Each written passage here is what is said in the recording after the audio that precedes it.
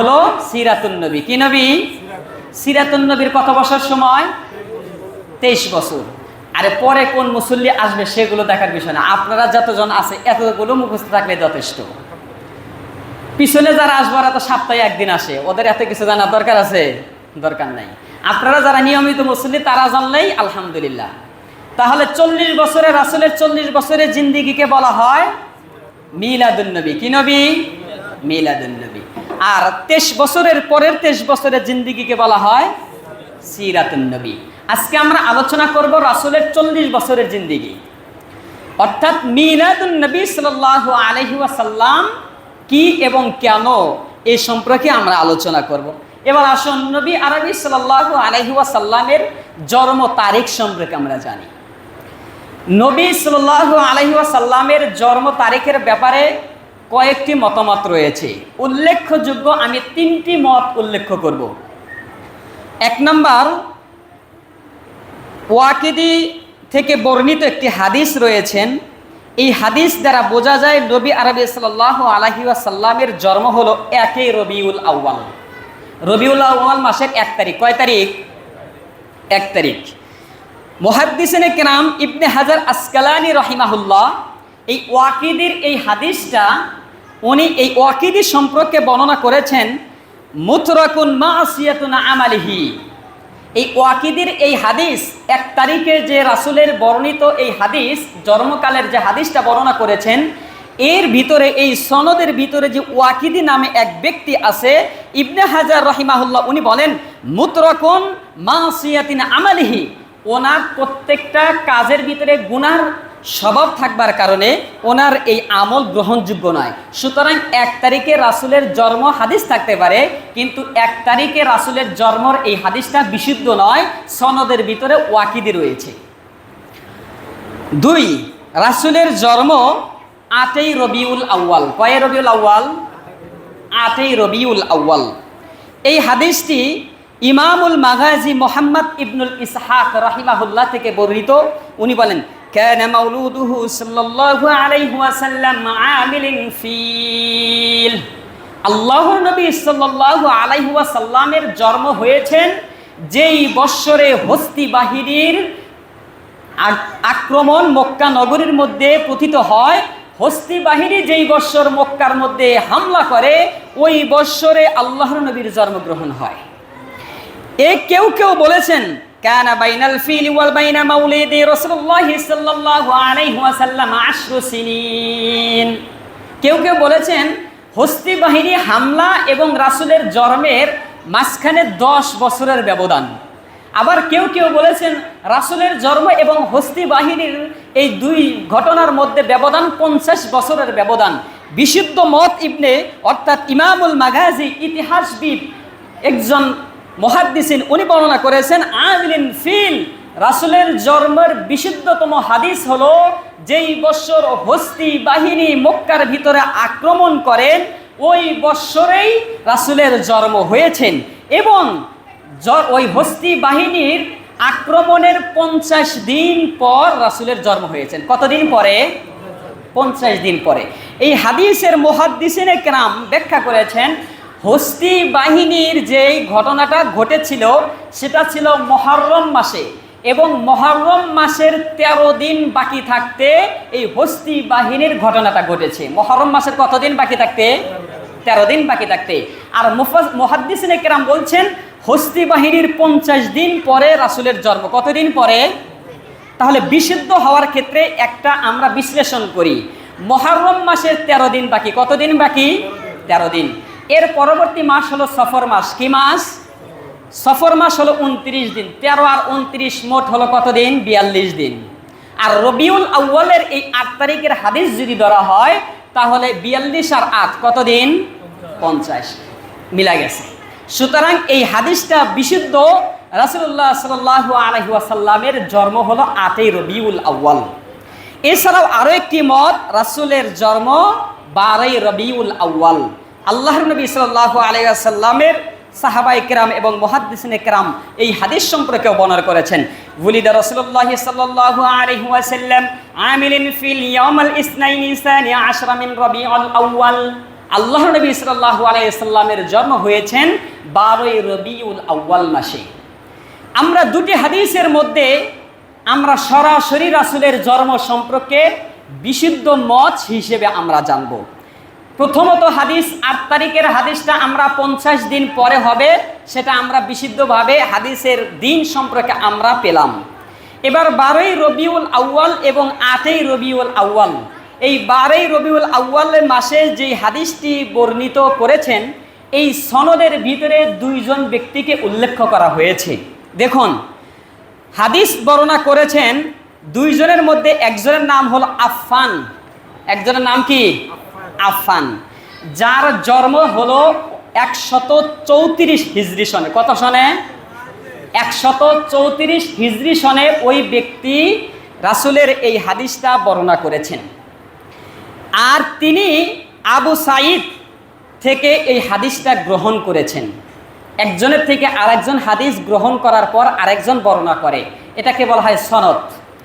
একজনের ছাত্র আরেকজনের ছাত্র আরেকজনের ছাত্র। তাহলে এই আফফান হাদিস গ্রহণ করেছেন আবু সাঈদ থেকে, আর সাঈদের মৃত্যু হয় 110 হিজরিতে। কত হিজরিতে? যার কাছে হাদিস গ্রহণ করেছেন, যার পরবর্তী উস্তাদের যার নাম দেওয়া হয়েছে তার নাম হলো সাঈদ, পরবর্তী ব্যক্তির নাম হলো আফফান। এই দুইজনের মধ্যে আফফানের জন্ম হলো 134 হিজরি, আর সাঈদের মৃত্যু হলো 110 হিজরি। মাঝখানে 24 বছরের ব্যবধান। কত বছরের ব্যবধান?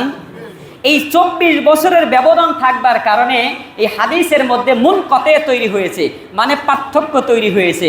মাঝখানে এই 24 বছরের একটা গ্যাপ রয়েছে। যার মৃত্যুই হয়েছে 24 বছর পরে, আর 24 বছর পরে একজন এসে তার কাছ থেকে হাদিস সংরক্ষণ করা, এটা কি সম্ভব?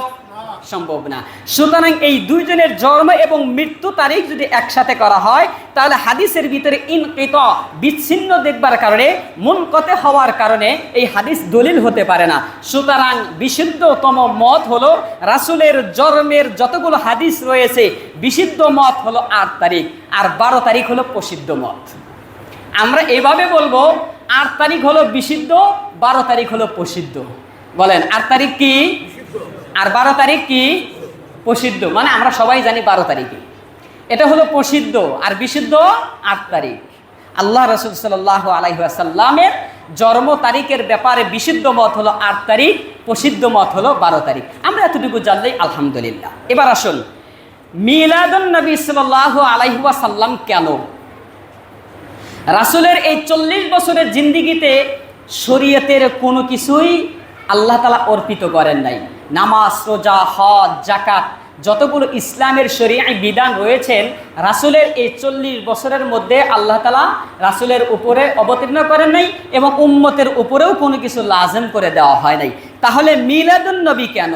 এই মিলাদুন নবী উম্মতের জন্য কি করণীয় বা কি বর্জনীয়, সেগুলো আমরা এখন জানব। মিলাদুন নবী উম্মতের জন্য পালনীয় নয়, তবে আলোচনার বিষয়।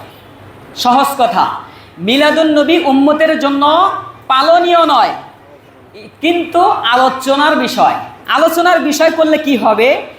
এই মিলাদুন নবী সাল্লাল্লাহু আলাইহি ওয়াসাল্লামের এই 40 বছরের রাসূলের নবুয়ত প্রাপ্ত হওয়ার এই অতীতের 40 বছরে কোনো আমল নাই, কোনো পালনীয় নাই, কোনো লক্ষণীয় নাই, কোনো অনুসরণীয় নাই, তবু আলোচনার বিষয়। আলোচনা করলে 3টি ফায়দা। কয়টি ফায়দা? 3টি ফায়দা। 1 নাম্বার, নফল বন্দেগীর সব পাওয়া যায়। সুবহানাল্লাহ বলি। রাসূলের জন্ম বৃত্তান্ত নিয়ে আলোচনা করলে, যদি কোনো মানুষ এটাকে নিয়ে গবেষণা করে, চিন্তা ফিকির করে, লেখাপড়া করে, এই সমস্ত কিছু জানাজানি করে, তাহলে কতক্ষণ সময় আল্লাহ তাআলা তার আমলনামে নফলের সব দান করবেন। 2 নাম্বার, রাসূলের জন্ম বৃত্তান্ত নিয়ে আলোচনা করলে মুমিনের ঈমান তাজা হয়। সুবহানাল্লাহ। কি হয়? মুমিনের ঈমান তাজা হয়। 3 নাম্বার, যদি কোনো বেদিন, কাফের, মুশরিক, পৌত্তলিক রাসূলের এই 40 বছরের এই জিন্দেগিটা একেবারে খাস নিয়তে পরিশুদ্ধ হৃদয় দিয়ে যদি শোনে, তাহলে ওই ব্যক্তি ইসলাম গ্রহণ করতে বাধ্য হবে। 3টি ফায়দা। 1 নাম্বার হলো নফল বন্দেগীর সব পাওয়া যায়। 2 নাম্বার, মুমিনের ঈমান তাজা হয়। 3 নাম্বার, বেদিন, মুনাফিক, কাফেরও যদি এটি রাসূলের জন্ম বৃত্তান্ত আলোচনা করে, তাহলে সেই ব্যক্তিও ইসলাম গ্রহণ করতে কি হবে? বাধ্য হবে। পালনীয় নয় কেন? আল্লাহর নবী সাল্লাল্লাহু আলাইহি ওয়াসাল্লামের জন্মকাল থেকে নিয়ে আমি কিছু কথা বলবো যেগুলো আল্লাহর নবীর ব্যাপারেই সম্ভব, আমাদের জন্য কোনোভাবেই সম্ভব নয়। আমরা স্বাভাবিকভাবে কোনো সন্তান জন্মগ্রহণ করলে সরাসরি কেউ হাসপাতাল হোক কিংবা নর্মালেই হোক, আমরা জন্মগ্রহণ করার পরেই কান্নাকাটি করি কিংবা চুপচাপ থাকি, এর বেশি কোনো কিছু নাই। কিন্তু আল্লাহর নবী সাল্লাল্লাহু আলাইহি ওয়াসাল্লাম যখন জন্মগ্রহণ করলেন, আল্লাহর নবী সাল্লাল্লাহু আলাইহি সাল্লাম তিনি জন্মগ্রহণ করেছেন নারী কাটা অবস্থায়। নারী কাটা অবস্থায় জন্মগ্রহণ করেই সরাসরি তিনি আল্লাহর তাআলার কাছে শুকরিয়া আদায় করেছেন। আমাদের দ্বারা সম্ভব? আমাদের দ্বারা জন্মগ্রহণ করার পরে কোনো শিশু আল্লাহ তাআলার কাছে শুকরিয়া আদায় করেছেন এমনটা কোনো শিশুর জন্য সম্ভব? এটা একমাত্র রাসূলের জন্যই সম্ভব। জন্মের পর আল্লাহ নবী সাল্লাল্লাহু আলাইহি সাল্লাম যখন জন্মগ্রহণ করেছেন, কাবার ভিতরে যতগুলো মূর্তি ছিল প্রত্যেকটা মূর্তি আল্লাহ রাসূলের জন্মগ্রহণ করার সাথে সাথেই আল্লাহ তাআলার সিজদায় লুটিপুটে পড়ে গিয়েছিলেন। আমরা কার জন্ম হলে বা কোন ওলি বা কোন পীর সাহেবের জন্ম হলে পৃথিবীতে এমন কোন মূর্তি আছে যেটা পাথর দিয়ে তৈরি আল্লাহর সিজদা করেছেন? পৃথিবীতে কোনো নজির আছে? সম্ভব? অসম্ভব। আল্লাহর নবী সাল্লাল্লাহু আলাইহি ওয়াসাল্লাম জন্মের সাথে সাথেই পারস্যের 1000 বছরের অগ্নিকুণ্ড যেটা তারা পূজা করতেন, ওই পারস্যের অগ্নির 1000 বছরের জ্বলন্ত অগ্নিটা আল্লাহর নবী সাল্লাল্লাহু আলাইহি ওয়াসাল্লাম জন্মগ্রহণ করার সাথে সাথে সেটা নিভে গিয়েছিলেন। এরপর রাসূলুল্লাহ সাল্লাল্লাহু আলাইহি ওয়াসাল্লাম যখন দুধ পান করতেন, আমাদের সমাজে বা আমরা স্বাভাবিকভাবে মায়ের দুধ পান করি, যদিও যমজ 2 ভাই হয়, আমরা উভয় মায়ের উভয় স্থানটাই স্তনের দুধ পান করি। কিন্তু আল্লাহর নবী সাল্লাল্লাহু আলাইহি ওয়াসাল্লাম ছোট থেকেই এত বিচক্ষণ আল্লাহ তাআলা তার ভিতরে দিয়েছিলেন, তিনি হালিমা তুসাদিয়ার গর্ভের বুকের দুধ পান করেছিলেন। হালিমাতুস সাদিয়ার আরেকটি সন্তান ছিল। আল্লাহর নবী সাল্লাল্লাহু আলাইহি ওয়াসাল্লাম যখনই দুধ পান করতেন, ওই হালিমার এক স্তন থেকে দুধ পান করতেন, বাকি আরেক স্তন তার ভাইয়ের জন্য রেখে দিতেন। ওই স্তনে তিনি কখনোই দুধ পান করতেন না। এটা আমাদের দ্বারা সম্ভব? সম্ভব না। রাসূলুল্লাহ সাল্লাল্লাহু আলাইহি ওয়াসাল্লামের দীর্ঘ এই জিন্দেগীর মধ্যে মোট 4 বার সিনা চাক করা হয়েছে। কয়বার? 4 বার। একবার হয়েছেন 4 বছর বয়সে, যখন তিনি বকরি চড়ার একবারে ছোট দুধ ভাইয়ের সাথে আসা যাওয়া করতেন। এরপর 10 বছর বয়সে, এরপর 40 বছর বয়সে, এরপর 52 বছর বয়সে। এই 4 বার সিনা চাক করেছেন, ওপেন হার্ট সার্জারি করেছেন, কিন্তু কোনো শিলায়ের কোনো নমুনা পাওয়া যায় নাই। সুবহানাল্লাহ। আমরা আপনি যদি এমন ওপেন হার্ট সার্জারি করি, নমুনা আছে না নাই? এরপর রাসূলুল্লাহ সাল্লাল্লাহু আলাইহি সাল্লামকে যখন এই সিনা চাক করবার জন্য যেই ঘরের ভিতরে জিবরাইল এসে আল্লাহ নবীকে উঠায় নিয়ে গিয়েছিলেন, ঘরের ছাদ ভেদ করে আল্লাহ নবীকে উঠানো হয়েছিলেন। আল্লাহর সাহাবী এবং আল্লাহ নবী সাল্লাল্লাহু আলাইহি সাল্লামের স্ত্রী সালমা রাদিয়াল্লাহু তাআলা আনহা বর্ণনা করেন, আল্লাহর নবী আমার ঘরে শুয়া ছিলেন, আল্লাহ আমার ঘর থেকে নবীকে উঠায় নিয়েছিলেন, ওই ঘরের ছাদ ভেদ করে নিয়ে গেছিলেন, কিন্তু ছাদের ভিতরে কোনো নমুনা ছিল না যে আল্লাহ নবীকে এখান থেকে উঠায় নিয়ে গেছে। এইগুলো হলো আল্লাহ নবী সাল্লাল্লাহু আলাইহি সাল্লামের অলৌকিক ঘটনা। এবং কি আল্লাহ নবী সাল্লাল্লাহু আলাইহি সাল্লাম যখন শিশুকাল ছিলেন, চাঁদ তাকে খেলা করতেন। রাসূল এই পাশে চাঁদ এদিকে যেতেন, রাসূল হাসতেন, আবার ওইদিকে যেতেন, আবার এইভাবে হাসতেন। আল্লাহ নবীকে খেলাধুলা করার জন্য চাঁদেই খেলনা হয়ে যেতেন। আমাদের এই পৃথিবীতে এমন কোনো শিশু আছে যার জন্মের কারণে, যাকে আনন্দ দেওয়ার জন্য, চাঁদ খেলাধুলা করার জন্য এরকম নমুনা কোনো ব্যক্তির জন্য সম্ভব? সম্ভব না। রাসূলুল্লাহ সাল্লাল্লাহু আলাইহি ওয়াসাল্লামের শরীর থেকে কখনো কোনোদিন কাপড় সরে যায় নাই, কখনো কোনোদিন শরীর থেকে কি হয় নাই? কাপড় সরে যায় নাই। ছোট্ট বয়সে হঠাৎ করে তার এই শরীর থেকে একবার কাপড় সরে যাওয়ার কারণে তিনি জোরে চিৎকার করেছিলেন, যা আপনি কোনোদিনও তার শরীর থেকে কাপড় তার সরে যায় নাই। এটা আমাদের কারোর জন্য সম্ভব? আরে সম্ভব না, আর সম্ভব কি? এখন আমাদের এমন হয়েছে যে যুবক বয়সী, যুবতী বয়সী এরা চায় যে সব কিছু খুইলা শুধুমাত্র একটা ছোট্ট একটা প্যান্ট পরে ঘুরতে বলে নিজেকে গর্ভবতী মনে করে, নাকি বলেন আপনারা? লজ্জাহীন এরা। নবী রাসূল, আল্লাহ রাসূল সাল্লাল্লাহু আলাইহি সাল্লাম উম্মত বলে পরিচয় দেওয়াটাই এদের জন্য ঘৃণা, এদেরকে পরিচয় দেওয়াটাই একটা লজ্জাজনক যে এটা আল্লাহ নবী সাল্লাল্লাহু আলাইহি সাল্লামের উম্মত। এজন্য যেই নবীর ছোট্টকাল থেকে যে মৃত্যু পর্যন্ত শরীরের কোথাও কোনো জায়গা থেকে কাপড় সরে নাই, সেই নবীর উম্মত হয়ে 3 কোয়ার্টার আর 2 কোয়ার্টার প্যান্ট আর টি শার্ট পরে পরে মানুষের সামনে ঘোরা, এটা কি নবীর উম্মত হতে পারে? শুধু নামদারি মুসলিম হতে পারে। তাহলে দেখুন, এই যে এই সব ঘটনা ঘটা, এই যে অলৌকিক কিছু ঘটনা বললাম অল্প সময়, বেশি কথা আরও সামনে আমাকে আলোচনা করতে হবে। এই ঘটনাগুলো ঘটা কোনো ব্যক্তির জন্য সম্ভব না, শুধু একমাত্র রাসূলের জন্যই সম্ভব। এই জন্য এই সব ঘটনা আমলযোগ্য নয়, পালন করার মতো নয়, কিন্তু আলোচনা করার মতো। এখন যদি বলেন আমি মিলাদুন্নবী পালন করব, তাহলে আপনি বলেন আপনার কোন সন্তান কিংবা আপনি এই যে ঘটনাগুলো ঘটলো, এটা কোনটা আপনার জন্য পালন করা সম্ভব? কেউ বলতে পারবে? সম্ভব হবে? সম্ভব হবে না। উম্মতের জন্য মিলাদুন্নবী সাল্লাল্লাহু আলাইহি ওয়াসাল্লাম পালনীয় নয়, শুধুমাত্র আলোচনীয় বিষয়। তবে আলোচনা করলে কয়টা ফায়দার কথা বলছি? কয়টা ফায়দা? 3টা ফায়দা। কারণ যারা মিলাদুন্নবীর কঠোরপন্থী আছে তারা আপনাকে প্রশ্ন করবে, তাহলে কি মিলাদুন্নবী মানবো না? তাহলে কি মিলাদুন্নবী আমাদের জন্য নয়? আপনারা বলবেন হ্যাঁ মিলাদুন্নবী আলোচনা বিষয়। এরপরেও 3টা ফায়দা। 1 নম্বর, নফলের সওয়াব পাওয়া যায়। 2 নম্বর, ঈমান তরুতাজা হয়। 3 নম্বর, বেদিন কাফের যদি বিবেক দিয়ে এটা আলোচনা শোনে, ওই ব্যক্তির ঈমান গ্রহণ করতে বাধ্য হবে। এটা 3টা গুণ। নবীর সিরাতকে বাদ দিয়ে, সিরাতুন নবী হলো বাকি 23 বছর, আর প্রথম 40 বছরের নাম হলো মিলাদুন্নবী। যারা প্রথমে আছেন মুখস্থ রাখেন। এই 40 বছর কোনো পালনীয় নয়, অনুসরণীয় নয়। 23 বছর হলো অনুসরণীয়, সেটা হলো সিরাতুন নবী। ওটা পরের অংশ, আগামী জমে আলোচনা করা হবে। এবার আসুন, রাসূলুল্লাহ সাল্লাল্লাহু আলাইহি ওয়াসাল্লামের মিলাদুন্নবীকে কেন্দ্র করে যারা কিছু করেন, তাদেরও উদ্দেশ্য আল্লাহর নবীর ভালোবাসা। তাদের অন্তরেও হব্বে রাসূলের মহব্বত, এটাই তাদের দাবিদার। রাসূলের জন্মদিন, রাসূল এই দিনে জন্মগ্রহণ করেছেন, পৃথিবীকে আলোকিত করেছে, এই দিনে কোনো কিছু করবো না, হতেই পারে না। এটা আল্লাহর নবী সাল্লাল্লাহু আলাইহি সাল্লামের ভালোবাসাই তারা করে। এটা জন্মদিনকে উপলব্ধি করে বলে। ইসলামের একটি বিধান আমরা জানি, ইসলামের ভিতরে জন্মদিন পালন করা নাজায়েজ।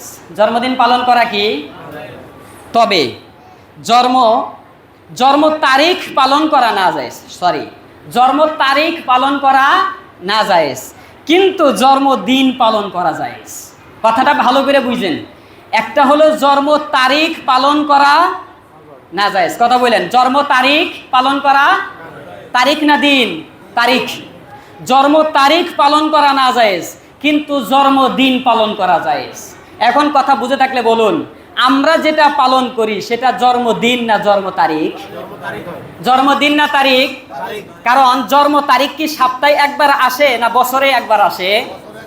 আমরা সন্তানদের, ভাইদের, বোনদের, ছোট ছোট মেয়েদের, কন্যা যাদেরই আমরা জন্মদিন পালন করি, সেটা আমরা জন্মদিন পালন করি না, ওটা জন্ম তারিখ পালন করি। কারণ বৎসরে যেটা একবার আসে ওটা জন্মদিন হতে পারে না, ওটা জন্ম তারিখ হয়। আর বৎসরে যেটা সপ্তাহে একবার আসে সেটাকে জন্মদিন বলা হয়। যেমন ধরুন রাসূলের জন্ম হয়েছে সোমবার, এই সোমবার কি বছরে একবার আসে না সপ্তাহে একবার আসে? কথা বুঝছেন এবার? কিন্তু আপনার সন্তানের জন্ম হলো 15ই আগস্ট, এই 15ই আগস্টকে প্রত্যেক সপ্তাহে একবার আসবে না বছরে একবার আসবে? তাহলে আপনি আমি যে জন্মদিন এই সমাজে প্রচলিত আছে, এটা হলো জন্ম তারিখ, এটা ইসলামের সরাসরি না জায়েজ, কিন্তু শরীয়তের ভিতরে জন্মদিন পালন করা জায়েজ। যেটা বছরে একবার আসে না, যেটা সপ্তাহে একবার আসে, ওটা জায়েজ। আল্লাহর নবী সাল্লাল্লাহু আলাইহি ওয়াসাল্লাম জন্মদিন পালন করেছেন, কিন্তু জন্ম তারিখ পালন করেন নাই। জন্মদিন পালন করেছেন কিভাবে? দেখুন, আমরা হাদিস থেকে জানি, আল্লাহ নবী সাল্লাল্লাহু আলাইহি ওয়াসাল্লামের কাছে এক মহিলা এসে জিজ্ঞাসা করলেন, লম্বা হাদিস। রাসূলুল্লাহ সাল্লাল্লাহু আলাইহি ওয়াসাল্লাম ওই মহিলার প্রশ্নে রাগান্বিত হলেন। সুইলা রাসূলুল্লাহ সাল্লাল্লাহু আলাইহি ওয়াসাল্লাম আন সাওমিহি ফাগাদিবা রাসূলুল্লাহ সাল্লাল্লাহু আলাইহি ওয়াসাল্লাম। আল্লাহ নবী সাল্লাল্লাহু আলাইহি ওয়াসাল্লামকে রোজা সম্পর্কে প্রশ্ন করা হলে আল্লাহ নবী সাল্লাল্লাহু আলাইহি ওয়াসাল্লাম রাগান্বিত হলেন। ওমর রাদিয়াল্লাহু তাআলা আনহু দূর থেকে দেখলেন আল্লাহ নবীর রাগ কিভাবে মিটানো যায়। আল্লাহ নবী সাল্লাল্লাহু আলাইহি ওয়াসাল্লামের রাগ মিটানো কিভাবে, এটা ওমর ভালোভাবে বুঝতেন, যেহেতু ওমর সাথে সাথে থাকতেন। ওমর রাদিয়াল্লাহু তাআলা আনহু দূর থেকে বলে উঠলেন, রাদিতু বিল্লাহি রাব্বান ওয়া বিল ইসলামি দীনা ওয়া বিমুহাম্মাদিন রাসূলুল্লাহি সাল্লাল্লাহু আলাইহি ওয়াসাল্লাম। কোন হাদিসের মধ্যে এসেছেন ওয়া বিমুহাম্মাদিন নাবিয়্যা সাল্লাল্লাহু আলাইহি ওয়াসাল্লাম। আল্লাহ নবী সাল্লাল্লাহু আলাইহি সাল্লাম ওমরের এই বর্ণিত এই হাদিস এই বলার সাথে সাথে ওমর আল্লাহ নবী সাল্লাল্লাহু আলাইহি সাল্লাম মুস্কি হেসে দিলেন। রাগান্বিত অবস্থায় ছিলেন। ওমর রাদিয়াল্লাহু তাআলা আনহু বললেন, রাদিতু বিল্লাহি রাব্বা, ও আল্লাহ নবী, আমি আল্লাহর এই সমস্ত দিনকে আমি সন্তুষ্ট চিত্তে গ্রহণ করে নিলাম। ওয়াবিল ইসলামি দীনা, ইসলামকে আমি পরিপূর্ণ ধর্ম হিসেবে নিলাম। ওয়াবি মুহাম্মাদিন রাসূলুল্লাহ সাল্লাল্লাহু আলাইহি ওয়াসাল্লাম, এবং আপনাকে আল্লাহর নবী হিসেবেই আমরা স্বীকৃতি নিলাম। ধারাবাহিকভাবে 6টি রোজার কথা প্রশ্ন করলেন। এর পরবর্তী হাদিসের শেষ অংশে বললেন, সইল আন সাওমিহিল ইসনাইন, ও আল্লাহ নবী সাল্লাল্লাহু আলাইহি ওয়াসাল্লাম, আপনি যে সোমবারের দিন রোজা রাখেন এই সম্পর্কে আপনার কাছে জিজ্ঞাসা, আপনি কেন সোমবারের দিন রোজা রাখেন আমাদেরকে বলুন। ক্বালা যালিকা ইয়াউমু উলিদতু ফীহি ওয়া ইয়াউমা বুইসতু ওয়া উনজিলা ফীহি, আল্লাহ নবী সাল্লাল্লাহু আলাইহি ওয়াসাল্লাম বললেন, ইয়াউমা উলিদতু ফীহি, এই সোমবারের দিন আমার জন্ম হয়েছেন, ওয়া ইয়াউমা বুইসতু আও উনজিলা আলা ফীহি, এবং এই সোমবারের দিন আমার উপর ওহী অবতীর্ণ হয়েছে। সুবহানাল্লাহ। মুসলিম শরীফের মধ্যে আরেকটি হাদিস বলেন, আন্না আরাবিয়ান সাআলা রাসূলুল্লাহ সাল্লাল্লাহু আলাইহি ওয়াসাল্লাম, এক বেদুইন মূর্খ ব্যক্তি এসে আল্লাহর নবীকে জিজ্ঞাসা করলেন, আম সাওমিহি ফাযাকারা যালিকাল হাদিস আন্নাহু ক্বালা সাওমিহিল ইসনাইন, ও আল্লাহ নবী, আপনি যে সোমবার করে রোজা রাখেন এই সম্পর্কে আমাদেরকে বলুন। আল্লাহ নবী বললেন, ক্বালা যালিকা ইয়াউমা বুলিতু ফীহি ওয়া ইনজিলা আলা ফীহি, হ্যাঁ তুমি শোনো, এই সোমবারের দিন আমি এজন্যই রোজা রাখি কারণ আল্লাহ নবী সাল্লাল্লাহু আলাইহি সাল্লাম প্রত্যেককে জানিয়ে দিলেন আমি এই সোমবারে রোজা রাখার কারণ হলো এই দিন আমার জন্ম হয়েছে। তাছাড়া সোমবার এবং বৃহস্পতিবার আল্লাহর নবী সাল্লাল্লাহু আলাইহি সাল্লাম বলেন সপ্তাহে 2 দিন প্রত্যেক উম্মতের প্রত্যেক বান্দার আমলনামা আল্লাহর নিকট পেশ করা হয়, আর ওই 2 দিন হলো সোমবার এবং বৃহস্পতিবার। আমি নবী সোম এবং বৃহস্পতিবার এই জন্যই রোজা রাখি যে আমার আমলটাও যেদিন আল্লাহর কাছে পেশ করা হবে এমতো অবস্থায় যেন আমি রোজা অবস্থায় থাকি। সুবহানাল্লাহ। আবার বলুন সুবহানাল্লাহ, আবার বলুন সুবহানাল্লাহ। এবার দেখেন যারা সুবহানাল্লাহ বলেন নাই তাহলে মনে রাখতে হবে, যারা দ্বিতীয়বার সুবহানাল্লাহ পাঠ করতে পারছেন মনে রাখতে হবে প্রথমবারে সুবহানাল্লাহ কবুল হয়েছে। প্রথমবারে সুবহানাল্লাহ কবুল হয়েছে বিদায় আপনি দ্বিতীয়বার সুবহানাল্লাহ বলার তৌফিক পেয়েছেন। এখন যারা প্রথমবারও বলেন নাই, দ্বিতীয়বারও বলেন নাই, শেষবারও বলেন নাই, আপনি এবার চিন্তা করুন আপনার সুবহানাল্লাহ কি পরিমাণ আপনার কবুল হয়েছে। অনুরূপ নামাজও এরকম। আজকের এই জুমার নামাজ যার কবুল হবে সে আসরের নামাজ অনায়াসে পড়ার সুযোগ হবে। আসর যার কবুল হবে মাগরিব তার অনায়াসে পড়ার সুযোগ হবে। মাগরিব যে ব্যক্তির কবুল হবে এসব নামাজ তার অবশ্যই পড়ার জন্য তার তৌফিক হবে। যে ব্যক্তি জুমা পড়ে আসর পড়তে পারে না, আসর পড়ে মাগরিব পড়তে পারে না, মনে রাখতে হবে ওই ব্যক্তির জুমাও কবুল হয় নাই, যার কারণে আসর পড়তে পারে নাই। আসর পড়লে মাগরিব পড়তে পারে না, আসর কবুল হয় নাই বিদায় মাগরিব পড়তে পারে নাই। কথা বলছেন? আল্লাহ তাআলা আমাদের প্রত্যেককেই ইখলাসের সাথে প্রত্যেকটা আমল করার তৌফিক দান করুন, সকলে আমিন।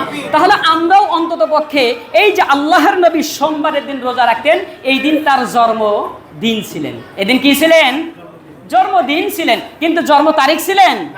জন্ম তারিখ ছিলেন না। তারিখ আসে বছরে একবার, দিন আসে সপ্তাহে একবার। এজন্য জন্মদিন পালন করা জায়েজ, জন্ম তারিখ পালন করা না জায়েজ। আমরাও অন্তত পক্ষে এই সোমবার এবং বৃহস্পতিবার বান্দা প্রত্যেকটা আমল আল্লাহর নিকট ফেরেশতা গিয়ে পেশ করেন।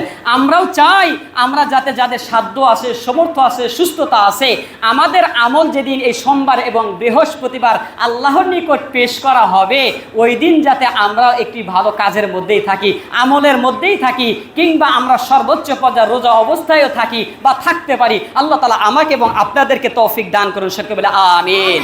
এবার আসুন মিলাদুন নবী, যেটা আমাদের আলোচনা বিষয়। এই মিলাদুন নবী সাল্লাল্লাহু আলাইহি ওয়াসাল্লাম আনুষ্ঠানিকভাবে চালু হয়েছে কবে থেকে? মিলাদুন নবী আসলো কোথায় থেকে? মিলাদুন নবী পালন করে কোথায় থেকে? এটা কি আসমান ফেটে আসছে, নাকি সাহাবায়ে কেরাম থেকে আসছে, নাকি তাবেঈন থেকে আসছে? আমরা একটু জানি। আল বিদায়া ওয়ান নিহায়া একটি কিতাব রয়েছেন, ওটার 6ষ্ঠ খণ্ডের ভিতরে কিংবা 7ম খণ্ডের ভিতরে, সঠিক আমার খণ্ডের কথা মনে নাই, এই আল বিদায়া ওয়ান নিহায়া ইতিহাসের এই 12 খণ্ডের এই কিতাবের ভিতরে বলেন 604 হিজরি। কত হিজরি? 604 হিজরি শতাব্দীর পূর্বে মিলাদ এবং কিয়াম ঈদে মিলাদুন নবী সাল্লাল্লাহু আলাইহি ওয়াসাল্লামের কোনো প্রচলন ছিল না। 604 হিজরির পূর্বে পৃথিবীর কোথাও মিলাদুন নবী বলতে কোনো আমল, মিলাদুন নবী বলতে কোনো মিলাদ কিয়াম এ ধরনের কোনো আমল পৃথিবীর জমিনে বিদ্যমান ছিল না। 604 হিজরিতে ইরাকের মুসুল শহরে বাদশাহ মুজাফফর উদ্দিন সাইদ, বাদশাহ মুজাফফর উদ্দিন ইরাকের মুসুল শহরে তার দরবারে দুইজন আলেম ছিলেন। কয়জন আলেম ছিলেন? দুইজন আলেম ছিলেন। একজন ছিলেন আবুল খাত্তাব, আর একজন ছিলেন ওমর ইবনে দিহিয়া। এই দুইজনই ছিলেন ভ্রান্তি মতবাদের এবং দুইজনের ভাষা ছিল গালিগালাজ।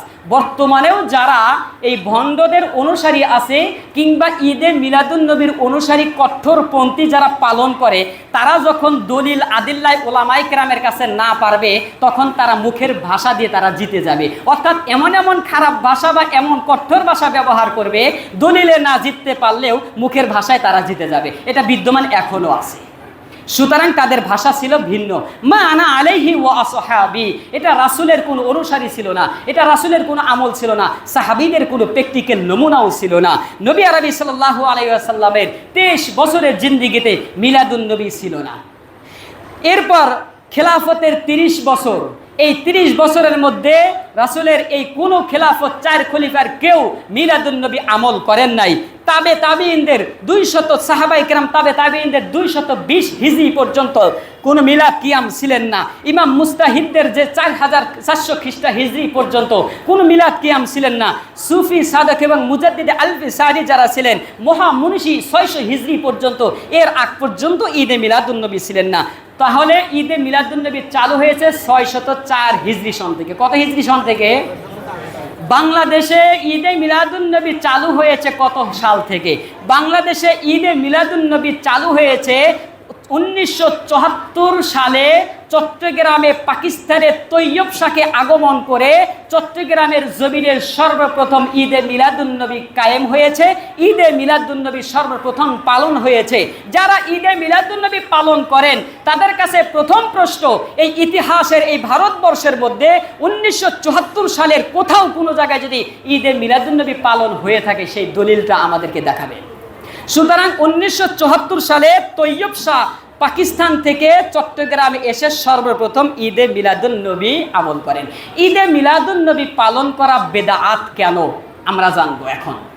ঈদে মিলাদুন নবী বলবেন হুজুর ঈদে মিলাদুন নবী, নবীর নামে দুরূদ পড়া এটা কি খারাপ জিনিস নাকি? যেখানে আল্লাহ রাসূল সাল্লাল্লাহু আলাইহি সাল্লাম এবং আল্লাহ নিজেই আয়াত পাঠ করে বলেছেন সূরাতুল আহজাবের মধ্যে, হ্যাঁ, ইন্নাল্লাহা ওয়া মালাইকাতাহু ইউসাল্লুনা আলান নবী ইয়া আইয়ুহাল্লাযীনা আমানু সাল্লু আলাইহি ওয়া সাল্লিমু তাসলিমা। আল্লাহ নবীর উপর দরুদ পাঠ করেন, ফেরেশতারা দরুদ পাঠ করেন, এরপরে সবাইকে দরুদ পাঠ করার কথা বলেছেন। এখন আমরা দরুদ পাঠ করলে সমস্যা কোথায়? এই হাদিসের এই আয়াতের মধ্যে ইবনে কাসিরগুলো খুলে দেখুন, অসংখ্য হাদিস রয়েছে। সাহাবায়ে কেরাম প্রশ্ন করলেন, ইয়া রাসূলুল্লাহ, আপনার নামে দরুদ পাঠ করব, কিভাবে পাঠ করব? আল্লাহ নবী বলছেন, আল্লাহুম্মা সাল্লি আলা মুহাম্মাদ ওয়া আলা আলি মুহাম্মাদ কামা সাল্লাইতা, এই দরুদের কথা বলছেন। আবার অন্য হাদিসে বলছেন, ইয়া রাসূলুল্লাহ, আপনার নামে দরুদ পাঠ করব কিভাবে? আল্লাহ নবী বললেন, আল্লাহুম্মা সাল্লি আলা মুহাম্মাদ ওয়া আলা আলিহি ওয়া আসহাবিহি ওয়া যুররিয়াতিহি কামা সাল্লাইতা আলা ইব্রাহিম ওয়া আলা আলি ইব্রাহিম। এভাবে ধারাবাহিকভাবে বেশ কিছু দোয়া দেওয়া রয়েছে, কিন্তু এই প্রচলিত মিলাদ কিয়ামের কথা কোথাও দেওয়া নাই। এছাড়াও যখন সল্লু সলাতান শব্দটা ফেরেশতাদের ক্ষেত্রে ব্যবহার করা হয় তখন সেটা দুয়ার ক্ষেত্রে ব্যবহার করা হয়। যখন নবী আরবি এবং অন্য কোনো মাখলুকের ক্ষেত্রে ব্যবহার হয় তখন ইস্তিগফারের কথা বলা হয়। সুতরাং সলাতের বেশ কয়টা অর্থ পরিভাষা এবং বিশেষ বিশেষ কোনো কিছুর খাস খাস অর্থ আছে।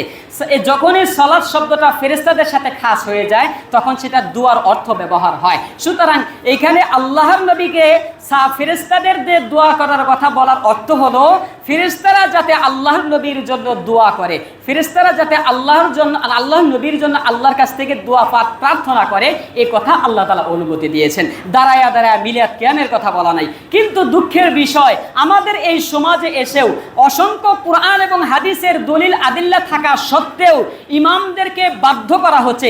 আবার ওই সকল ইমামদের প্রতি তাকাইতেও আমার লজ্জা হয়, যেখানে যাদের মুখে দাড়ি নাই, টুপি নাই, পাঞ্জাবি নাই, সুন্নতের লেবাস নাই, সারাদিন নেশা জাতীয় জিনিস খাবার খেয়ে গন্ধযুক্ত মুখ নিয়ে একজন ওলামায়ে কেরামকে দাঁড় করিয়ে রেখে তাকে সহকারে দাঁড়িয়ে মিলাদ কিয়াম করার জব্দ করা হয়। সেই সমাজের ওলামায়ে কেরাম এবং ওই সমাজের দিকে তাকাইতেই আমার লজ্জাবোধ হয়। আপনার কতটুকু ইতস্তবোধ এবং কতটুকু গায়রত থাকলে আপনি এই নিজে কোরআন এবং হাদিস শিক্ষা গ্রহণ করে নিজে মসজিদের ইমাম সাহেব হয়ে মানুষকে সঠিক বুঝাইতে না পেরে নিজেও বাধ্যতার সাথে দাঁড়িয়ে মিলাদ কিয়াম করেন, আবার মসজিদের মেহরাবে এসে বয়ান করেন, আপনার লজ্জা করে না?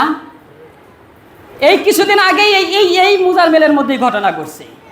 ইমাম সাহেবকে সাথে নিয়ে দাঁড় করায়া মিলাদ কিয়াম করছে, এবং মিলাদটা আবার পড়ছে কে জানেন? লাল পোশাক, যেটা ইসলামে হারাম। ওই লাল পোশাকওয়ালা বড় দরবেশ, মুখে এক ফোঁটাও দাড়ি নাই, সে মিলাদ পড়াইতেছে, একটু পর দাঁড়ায় মিলাদ করছে, আবার উনিই মোনাজাত করতেছে। আর ইমাম সাহেব সুন্দর মূর্তির মতো দাঁড়ায় দাঁড়ায় মিলাদ কিয়াম করেন, আবার মোনাজাত করছেন। ওই সমাজের প্রতি ধিক্কার জানাই, যদি আপনি সঠিকটা মানুষকে বুঝাইতে না পারেন, কোরআন এবং হাদিস থেকে যদি মানুষকে সঠিকটা বুঝাইতে ব্যর্থতা পোষণ করেন, আমি বলবো আপনি ভদ্রতার সাথে, বিনয়ের সাথে আপনি স্থান ত্যাগ করুন। ওই হক কথা বলার জন্য এই স্থান পবিত্র জায়গা ছেড়ে দিন। যারা বলতে বাধ্য হবে, যারা মানুষকে বুঝাইতে সমর্থ রাখবে, তারা নিঃসন্দেহে এই যুগে থেকে, এই সমাজ থেকে বাতিলকে প্রতিহত করবে। সঠিক জ্ঞান এবং সঠিক রাস্তা মানুষকে দেখাবে, তাদেরকে রাস্তা করে দেওয়া আপনার জন্য বাধ্যতামূলক হয়ে গেছে। সুতরাং আমরা যারা বুদ্ধিমান আছি, এই আলোচনাগুলো আমরা এখন আজকে জানবো। মিলাদ কিয়াম বিদআত হওয়ার কারণ কি, এটা আমাদের জানা দরকার আছে না?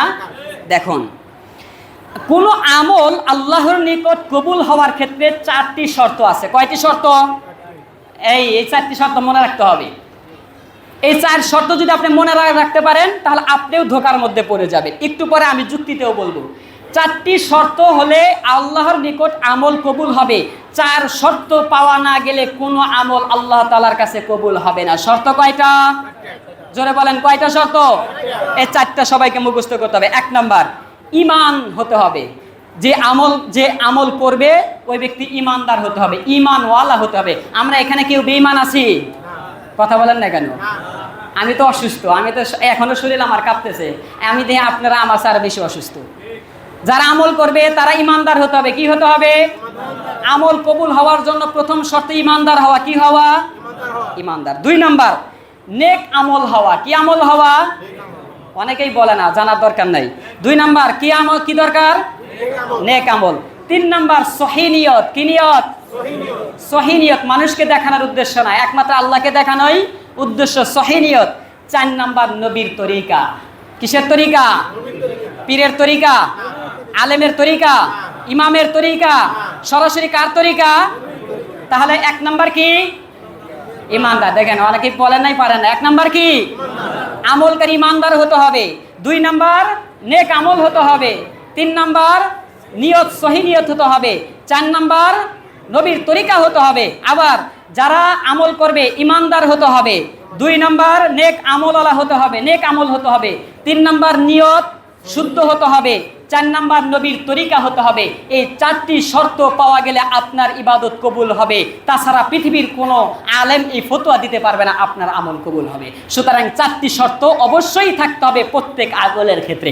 এখন আমার জানার বিষয় হলো, যারা দাঁড়িয়ে যেভাবেই মিলাদ এবং মিলাদুন নবী পাঠ করেন বা পালন করেন, এখন দেখুন আল্লাহ নবী সাল্লাল্লাহু আলাইহি ওয়াসাল্লাম স্পষ্ট কুরআনুল কারীমের সূরাতুল হাশরের 7 নম্বর আয়াতে বলছেন, ওমা আতাকুমুর রাসূলু ফাখুযুহু, তোমরা ওই আমলগুলোই তোমরা গ্রহণ করো যেটা আমি আমল করেছি, যেটা আমি এনেছি। এই মিলাদুন নবী, আল্লাহর নবীর এই 23 বছরের জিন্দেগিতে আল্লাহ নবী দাঁড়ায়া কোথাও কোনো জায়গায় মিলাদ কিয়াম ঈদে মিলাদুন নবী পালন করেছে? তাহলে আল্লাহ রাসূল এটা আনছেন? তাহলে আয়াত দ্বারা স্পষ্ট বোঝা গেল মা আতাকুমুর রাসূল, আল্লাহ রাসূল এটা আনে নাই, ফাখুযু আমরা এটা গ্রহণ করব না। 1 নাম্বার বেদাত হওয়ার।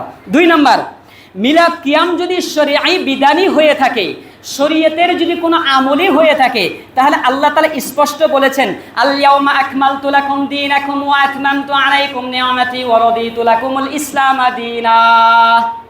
আজকে এই বিদায় হজের ময়দানে আল্লাহ স্পষ্ট ঘোষণা করলেন, তোমাদের দিন পরিপূর্ণ করে দিলাম। তাহলে আল্লাহর নবী 23 বছরে মিলাদ কিয়াম ছিলেন না, বিদায় হজে আল্লাহ স্পষ্ট বলে দেন আল ইয়াউমা আকমালতু লাকুম দীনাকুম, পরিপূর্ণ দিন হিসাবে ইসলাম হিসাবে গ্রহণ করেছেন।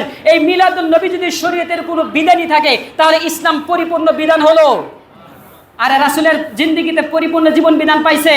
তাহলে কোরআনের আয়াত ঠিক থাকবে না মিলাদ কিয়াম ঠিক থাকবে? আয়াত ঠিক থাকবে না মিলাদ কিয়াম ঠিক থাকবে? যদি মিলাদ কিয়াম ঠিক থাকে তাহলে আয়াত ঠিক থাকবে না, আর যদি আয়াত ঠিক থাকে মিলাদ কিয়াম ঠিক থাকবে না। সুতরাং কোরআনের কোন আয়াতের প্রতি সন্দেহ পোষণ করলে সে মুনাফিক হয়ে যাবে, অস্বীকার করলে কাফের হয়ে যাবে। আয়াত ঠিক থাকবে, মিলাদ কিয়াম পানিতে ভেসে যাবে, এটাই ইসলাম। 3 নাম্বার, বুখারী শরীফের একটি হাদিস, আল্লাহর নবী সাল্লাল্লাহু আলাইহি সাল্লাম বলছেন, মান আহদাসা ফি আমরিনা হাযা মা লাইসা ফিহি ফাহুয়া রাদ্দুন।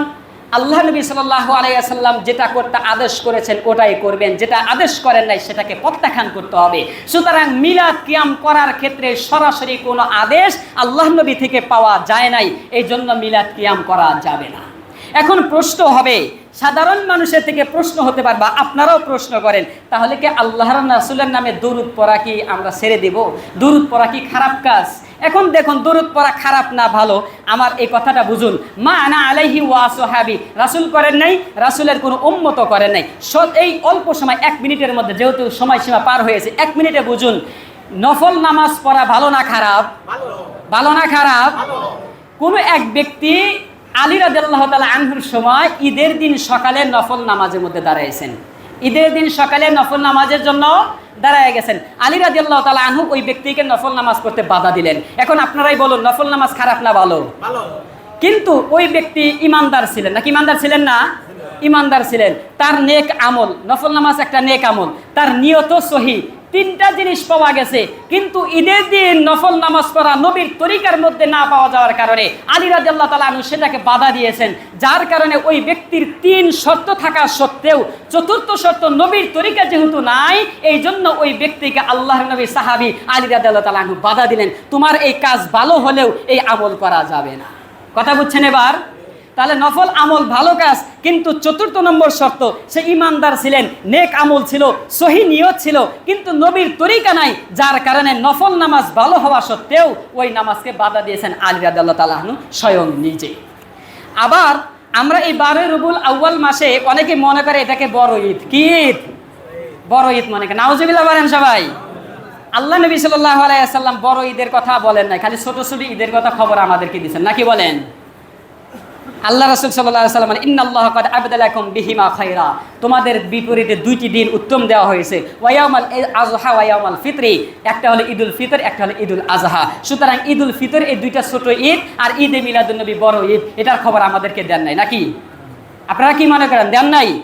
সুতরাং এটি একটি ভ্রান্তিকতা, এটা একটা বেদাত। 3 নম্বর, যদি বড় ঈদ, প্রত্যেক ঈদেরই কিছু করণীয় থাকে, করণীয় থাকে না? তাকবীর, 6 তাকবীর, হ্যাঁ মিষ্টি মুখ, বিভিন্ন ধরনের আমল থাকে।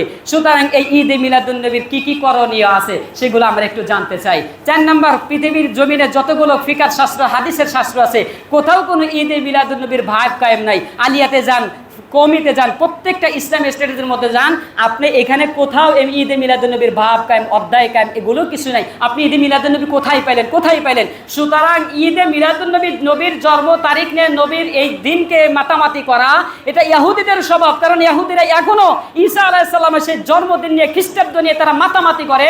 নবীর জন্মদিন নিয়ে মাতামাতি করা এটা ইহুদিদের স্বভাব। আর নবীর আমল নিয়ে নাচানাচি করা, নবীর আমল নিয়ে এটাকে বুকে ধারণ করা, সিরাতুন নবী নিয়ে পালন করা, এটা হলো মুমিনের স্বভাব। সুতরাং ঈদে মিলাদুন নবী পালন করা এটা মুনাফিকি স্বভাব, বুঝছেন? এই জন্য আমরা যেটা পালনীয় সেটাই আমল করব, যেটা বর্জনীয় আমরা সেটা ছেড়ে দেব। ইনশাল্লাহ আগামী জুমায় আমরা রাসূলের এই পরবর্তী 23 বছরের জিন্দেগি, যেটা সিরাতুন নবী বলা হয়, ওটা আমরা আলোচনা করব। আজকে রাসূলের 40 বছরের জিন্দেগি, সেটা ছিল কিসের? মিলাদুন নবী। আল্লাহ তাআলা প্রত্যেককে এই মিলাদুন নবী সম্পর্কে যতটুকু কথা বললাম আমাকে এবং আপনাদের প্রত্যেককে আমল করার তৌফিক দান করুন। আমিন।